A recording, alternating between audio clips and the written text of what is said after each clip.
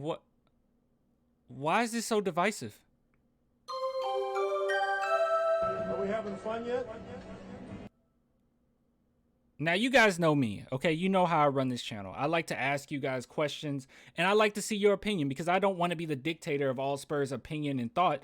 I want it to be a democracy, okay? I want to see what you guys have to say about certain topics because I like engaging with you. But every now and then I ask a question, and it just has me scratching my head. It just had me laid back, confused, and this is just one of those situations. I asked you guys, what are your thoughts on bringing back Kyle Anderson? And I was not expecting a whopping basically 70% no and 30% yes. I was not expecting that whatsoever. I think this is a pretty decent sample size. Obviously, we're going to get some more people, but no, I really do see this as confusing to me. Now, I read through some of these and I get where you guys are coming from. You guys are bringing up stats. You're saying that, well, that's fine, but at the same time, you know, we need to make more room for other players. And I get all that. I completely understand it. But I definitely want to at least go into this and give you at least my perspective of why I would love to bring back Kyle Anderson and why I think it would be a good idea. So first and foremost, let's just talk about how Kyle Anderson was as a player. With the San Antonio Spurs, he was the guy, okay? When Kawhi Leonard did what he did, right? I know some people call him number two, but when Kawhi Leonard did what he did, Kyle Anderson took over a role, a more dominating role, and he played well. People forget that the reason why the Memphis Grizzlies were even up for paying him so much is because of how well he played with us near the end of his tenure. Now, statistically, he has never been statistically great. Like, he's been the definition of a player that you do not look at their stats. Obviously, you look at here, man, this looks like nothing with the San Antonio Spurs. His last year with the Spurs, he averaged 8 points. But if you look around and you look at how well he did overall, he was a good overall player. He averaged about 3 assists. We got about 5 rebounds here and 1.6 steals. And that's the big thing there, is because oftentimes, and people forget this about Kyle Anderson, he played exceptional defense with us near the end, like exceptional defense, to the point where Popovich would often just put Kyle Anderson on the best player, on the best opponent. And most of the time it panned out fine. So yeah, I understand that he's not overall like this star player or that we will bring him back and now we're over the top.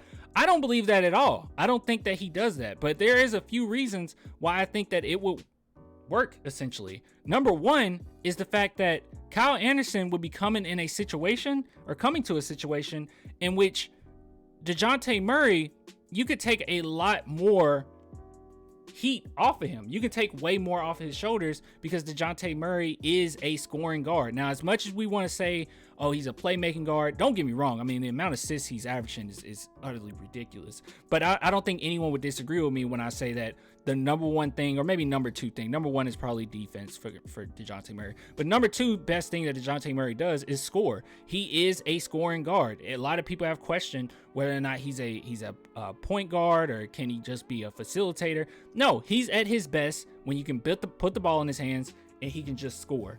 And I think having a Kyle Anderson with such a high IQ really benefits us. Now, this is probably the biggest reason why I would want Kyle Anderson back.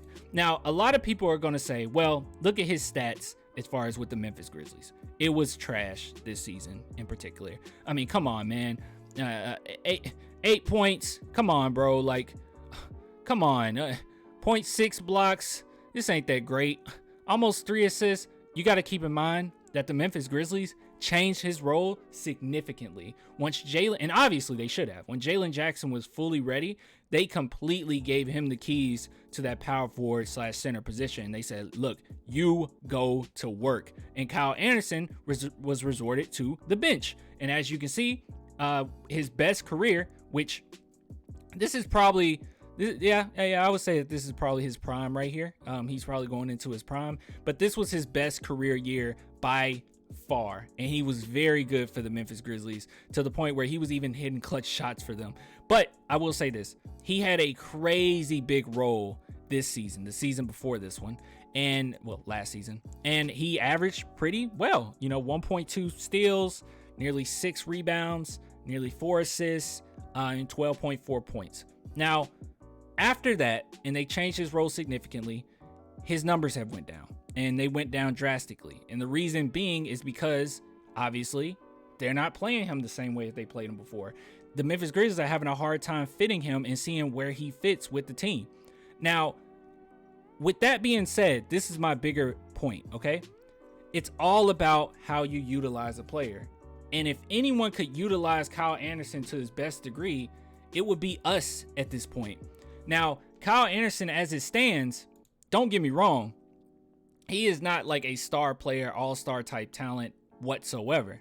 But what he is, or what he could be for us, is a bridge. And a lot of people that are saying, well, we need room for a big man. Well, he could be the perfect bridge, while if we go, and let's just say we draft us a big, they're going to have to grow. They're not going to come straight out the gate and just be phenomenal. He could be that nice little bridge that kind of takes a little heat off, and he's a veteran, and he's played with DeJounte Murray. It would be a very good fit for him coming to San Antonio. Now, here's the final point I have about Kyle Anderson, okay? And I didn't have this up, and I probably need to bring this up, but we're going to talk about Kyle Anderson's salary, because that is important. A lot of people will say, well, his salary, dude, like, he's going to ask for too much money. Well, I don't necessarily think that, because right now, obviously, the Memphis Grizzlies gave him a pretty nice contract, right? Nearly $9-10 million a year. But I truly do believe that after this season, now this might be just selfish on my part, this might be kind of mean, but after this season, I don't think there's going to be a lot of teams going out of their way to go get Kyle Anderson. I don't even think Memphis Grizzlies are going to go out of their way to try to get Kyle Anderson. And the reason being is because they obviously are going in a different direction, and they have not utilized him to, you know, the degree that they were doing before, and rightfully so.